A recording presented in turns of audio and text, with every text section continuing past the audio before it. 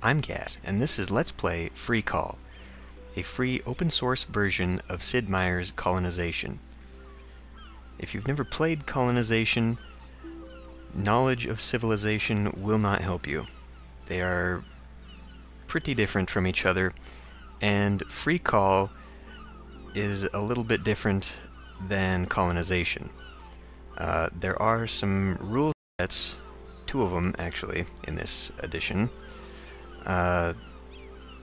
There is the classic rule set, which is similar, or more similar, to the original Colonization, and there is the FreeCol rule set, and that changes a few things, minor differences most of the time. But this game is still in development, and it has been in development for many years, actually. But with that in mind, it is still a little bit buggy. There are a few things missing, but it is playable. And I'm not the greatest at the game, but I will try and win again, as I just did in a playthrough. Now, right here you can see that you can change to Classic or FreeCol, but you can also adjust your national advantages. And I don't think I'm qualified to really explain how this game plays, like do a tutorial. I'll try and do my best, but really you should look up tutorials. Maybe I'll put a link to a few that helped me. You can also do multiplayer games if you want, although this game takes long enough. I can't imagine playing with other people. The original Colonization had 4 players. This game adds 4 more. I'm going to be playing on very easy, which gives me a lot of bonuses, and it reduces the Royal Expedition Force, which is the old world's army. Basically, if you don't know, this whole game is about making colonies and starting a new nation, achieving independence in a new world, basically. It's a lot more micro, I guess you could say, than Civilization, or at least it's more on that scale, whereas Civilization deals with building, empires and the like. Okay. So you can start out as the Dutch, French, English, or Spanish. The Dutch have a trade advantage, which the trade itself allows them to sell more back to Amsterdam, but it also has the advantage of starting you out with a larger ship, which is a huge advantage early on. The French have cooperation, which allows them to have friendlier terms with the natives, the native tribes. The English have immigration for their advantage, which means that more people from the continent, well, I mean, England isn't really, what the hell was that? From the old world, anyway, will start showing up and want to come to the colonies. Now, the Spanish they have conquest, and they're the most militaristic, and they are aimed at conquering the New World. You also have all the Indian tribes, and the 4 new ones that they added are the Portuguese, the Swedish, the Danish, and the Russians. And apparently these are all subject to change, except for the Portuguese. Apparently a lot of people wanted the Portuguese in the original Colonization, and they added it. And the Portuguese are pretty much the same as the Dutch in what they start out with, only their advantage is naval, which allows their ships to move a little bit faster, and I think we're going to start out as the Portuguese. The Swedish have a building advantage. I think that means that their buildings can be erected faster. Agriculture gives them food bonuses, and the Russians have fur trapping, which is really useful if you can actually land in a place where you can get fur. So it's kind of a dangerous thing to start out with. So let's go ahead and pick the Portuguese. I don't think I can change my color, which is too bad because fluorescent green is god-awful. I'm only going to have 5 in this game because I think if I went with all 8, we would just be bumping into each other too much. The map generator in this game isn't the best. In fact, it's downright terrible. I have had to restart games just because they're not workable. For about every 4 maps that are generated, one of them is actually usable. But you can have map settings, and here you can actually play on real-world maps in Africa, the Americas, Australia, and just in the Caribbean. You can also set a generator. So I could make a huge map if I wanted to play with 8 people, but I'm not sure how big is too big. You can also just generate the terrain on your map. Now, by default, you start out with latitudes of -90 to +90, which means from pole to pole, which it's kind of annoying because it gives you Arctic spaces which cannot be built on, just like in Civilization, and it gives you tundra squares which are less productive than normal ones. And why it's so annoying is because the game tends to start you out at either end. So if you want to go to a more habitable landing spot for your first colony, you have to spend some time moving down. And that's annoying because more often than not you will start at the poles. And you can set all this other crap. I'm just going to leave it as is. The game options, here's where you can do a few things that will make it more or less like the original colonization. Yeah, like custom houses, ignoring boycotts. By default, in the original colonization, they will allow you to avoid boycotts, which basically prevent you from selling and buying certain goods with the continent. FreeCol rules by default have that turned off, and there's various other things. I'm just going to leave it all that way and start a game. Hopefully the first map or so will actually be usable. Okay. After months at sea, you have finally arrived off the coast of an unknown continent. Sail westward in order to claim or to discover the New World and claim it for the crown. Whatever. The map generator sucks in this game. It is terrible.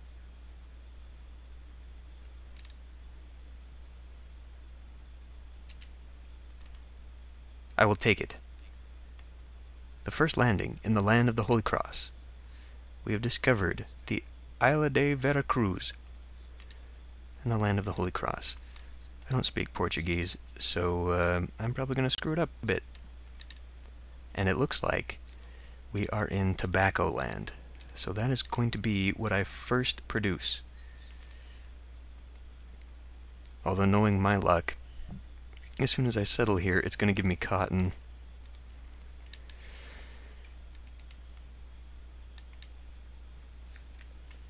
Okay.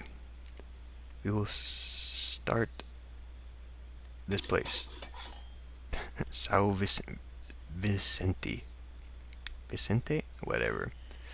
Man, I should have picked English.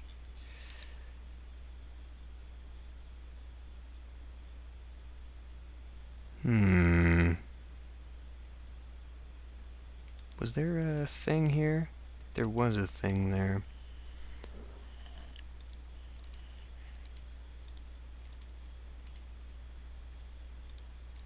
That might make cotton land. Oh, but if I moved, I wouldn't have that. Wouldn't have the ore. I'm thinking of moving the colony, but I don't think that's a good idea. So let's just clear the forest here and head back to Europe. Now, national advantages. Naval. Yeah, movement bonus +3. But it's still going to take me 3 turns to get back to Europe. I guess I have to have a founding father in order to have that advantage. Okay, so starting out here, what you want is a place with at least one ore-bearing hill or mountain, because that will help you towards making tools, which will help you towards making guns. And you really need tools to make all your buildings, or at least the more important buildings later on. And you need guns because, well, you don't really need guns. Actually, if you start out with the Dutch, they become such an economic powerhouse that they can just buy the army, which I actually did in my first playthrough test game of this. The Portuguese, I imagine, will be able to do the same thing. I mean, we're on very easy, which starts me out with 1,000 gold, and we have the merchantman ship, which is going to give me more cargo space, and you will see how that comes in handy early on. But yeah, you want at least that and a place of wood. Now, lucky for me, we got these conifer forests, which will produce 6 units of wood. Others, I think it's actually the one I'm sitting on, the broadleaf. No, that one has 6 too. Well, some places only have 4. Some places have more, like this place with the actual log icon has 10. Roads also seem to affect production. Also, building on rivers helps with your crops and stuff. To begin with, these ocean squares are unbuildable. You can't put anyone on them, but after we build our docks here, which is what starts out by default, those will open up and we can use fishermen on them, which is going to be helpful because we want to cultivate these squares for their tobacco, so I can make cigars and have something to export. But they're also going to be my only source of food, except for the tile that I've built on, which is only producing 2 food, but as soon as I clear it and plow it, it'll produce more. But probably for a long time, actually, we're going to be farming, and so I'm going to want to get started with fishing as soon as I can. We see here, after I founded the colony, that soldier went to the town hall and town hall, and is producing bells.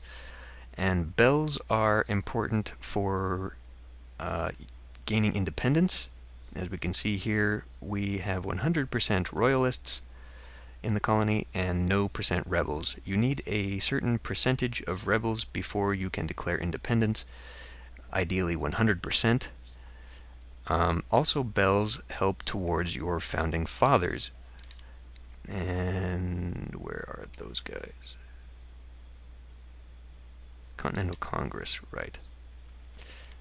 So there are fathers for trade, exploration, military, political, and religious, and they all give you different bonuses and effects, and you want them as soon as you can, really. So producing bells is a very important thing to do early on, but as you are working to develop your colonies, it's actually very difficult to maintain that, although you kind of have to balance it because as more people come into the colony, your production of bells goes down. So at a point, you do have to start focusing on that, and, well, you'll just see. It's a juggling act, and there is a lot of micro in this game. You can automate some things, like trade routes between your colonies, but I really don't trust it with this game. It just doesn't seem to work properly. So, yeah. So, or wood, at least some squares that can make something for you is a good place to start. And you want to clear if there are trees, and then plow your colony square, and that's just down here. Plow is this one,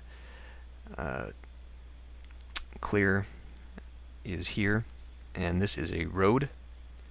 And I don't think that roads are as important to this game as they are in Civilization. They do seem to give just a little bit of bonus, but sometimes it doesn't seem that they do, and I'm not sure if that's just because it's implemented wrong or what, but I don't see a need to spam road all around your colony. And it also costs you tools to do these things. Now, when you start out, this pioneer is actually a colonist. So when he runs out of tools, he's got 100 right now, he'll revert to a colonist, a free colonist. And that means that he can be trained to some other profession. And when he becomes an actual professional, he will start putting out more production of whatever he is doing. Let's see, he starts out with 100 tools, and it costs 20 tools to make an improvement. So he can make 5 improvements, and that also includes the deforestation. So 1, 2, 3, 4, 5. Okay, we'll have enough. We'll have enough to plow all the stuff around and do that. Forests do not grow back, although there is an option you can turn on to allow reforestation. But yeah, you don't want to go chopping all your wood around unless you don't plan to do anything with the wood. Which, really, you can't. You can't actually do that. I mean, if you wanted to just spam colonies, in this game, I think the computer is limited to a maximum of 10 colonies, and there's like 30 slots that the human player can have. So, or is that, maybe that's total. So like if you knock out, something like that. Anyway, you can have a lot more colonies, but it is very difficult to maintain them all and develop them all, just because you will not have enough colonists to do that. So I find that 4 or 5, maybe 6 is sort of the maximum. A lot of what I've seen in both just Let's Plays of colonization and the computer in this game, and just what I've done myself, 3 to 4 seems to be average. It really depends on how easy it is to put more colonies down in your surrounding area. Now, hopefully we're going to have a large area that I can expand. You really want to keep your colonies close to each other because the transportation between them becomes very important later on, and you want to keep distances short. And especially if you've got a colony here and then you've got a colony way down here, they're going to be very isolated when it comes time to declare independence. Right, oh yeah, and the soldiers' guns are sitting in here waiting for him to pick up. By default, your colonists will not defend the colony if they are attacked. There is a founding father that gives you that ability. Otherwise, you're just going to have to watch. And you can, when they're in this outside the colony box, they are not taking food or having an effect on the number of bells or the loyalty. As you can see, this says we only have a population of 1, and that is because there's only this guy in the colony. So when you actually have more soldiers, you can just leave them outside and they will fortify the area and they will not take up your resources. Okay. Because I had to go through so many attempts to get a starting map, I think I'm just going to end this video here because I have no idea how long it's been going. So, I will see you next time.